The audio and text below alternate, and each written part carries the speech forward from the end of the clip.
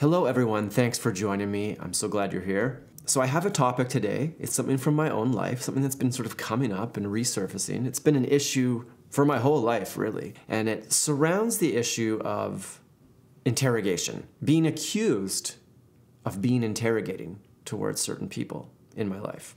So let me set the stage of where this interrogation accusation seems to arise.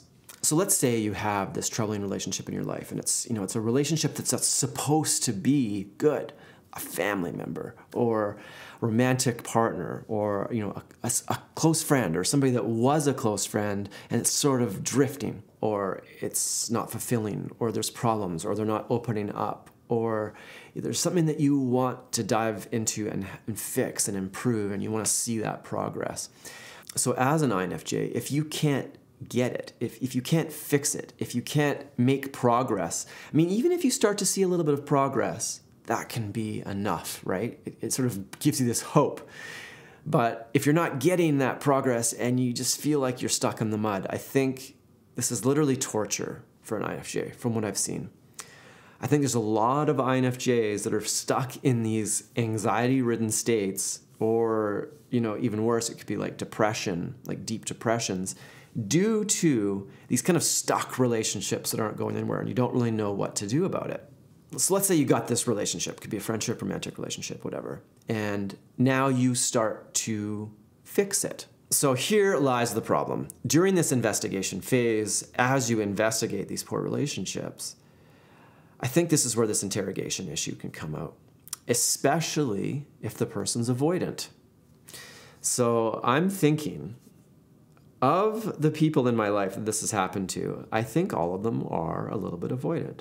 With avoidant people, I feel like there's this, they're more comfortable when they just sweep it under the rug. What is my trigger? My trigger is avoidance, is what I've realized. So here's somebody, there's an issue that I need to solve, and they are being avoidant. They don't want to talk about it. They're evading my questions. I'm trying to figure out what's wrong. They won't tell me. Maybe they just go silent. My trigger is that.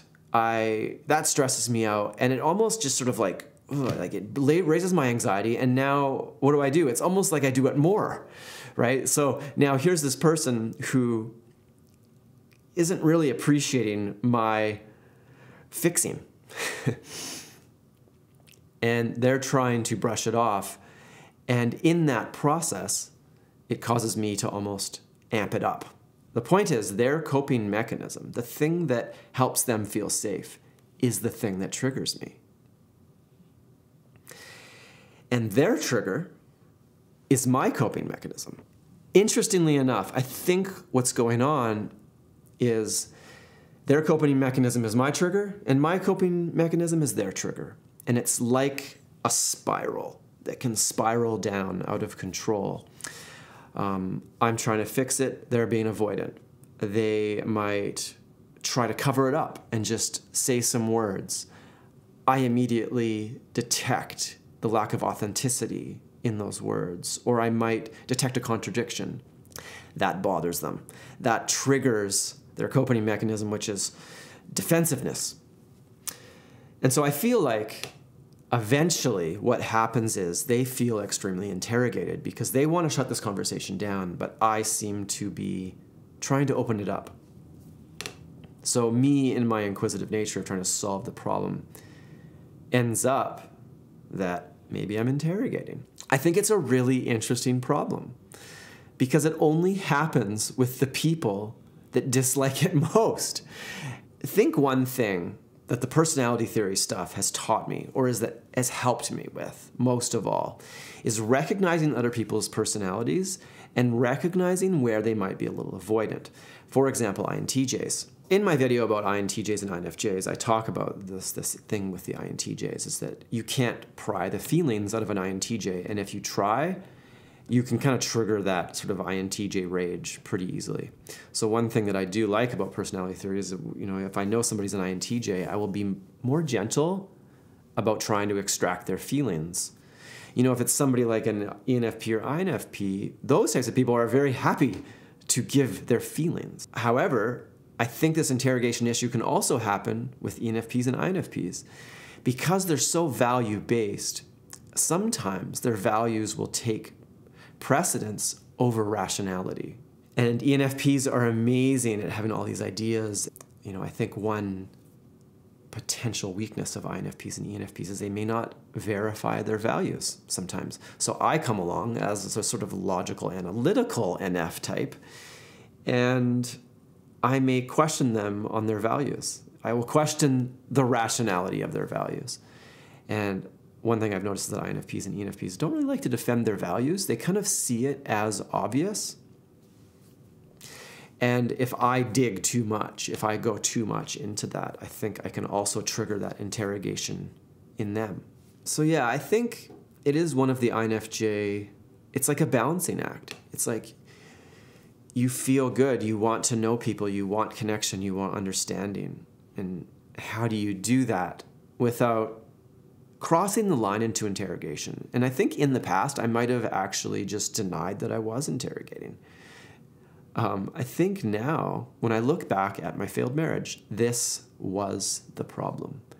This currently is the problem. I am co-parenting with my ex-wife. The communication has descended even lower. It's very hard for me to get real information out of her. You know, I want to have these types of conversations and discussions about the kids, about their emotional well-being, about their development, about all these different topics. I could talk for hours about my kids. But she's often quite avoidant to those topics. You know, this is a real issue for me. I had a friendship recently, and this is sort of what prompted this video. It's a friendship I've had for a long time, but there's this distance, right? And he accused me of being interrogating. And what triggered that, I think I saw a contradiction with regard to his beliefs, his values. And I think he's probably some kind of NFP. And, you know, I sort of did the thing that maybe I shouldn't do with an NFP, which is question their values.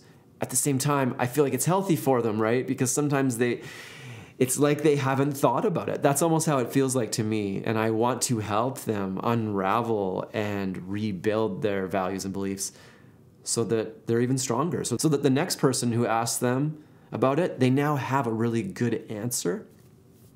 See, I think I'm doing like the good work is what I've noticed, but then a lot of people just may not appreciate it. So the point of this video, I guess, if I had to summarize, is just to recognize this thing that I have. It's this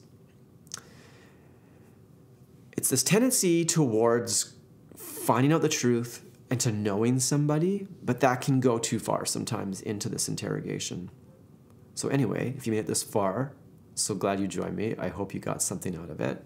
I really appreciate everybody who listens. I appreciate everybody who has subscribed. Over 40,000 people have actually said, this is a person that I want to hear from more, and they've clicked that subscribe button. And that is almost mind-blowing to me sometimes.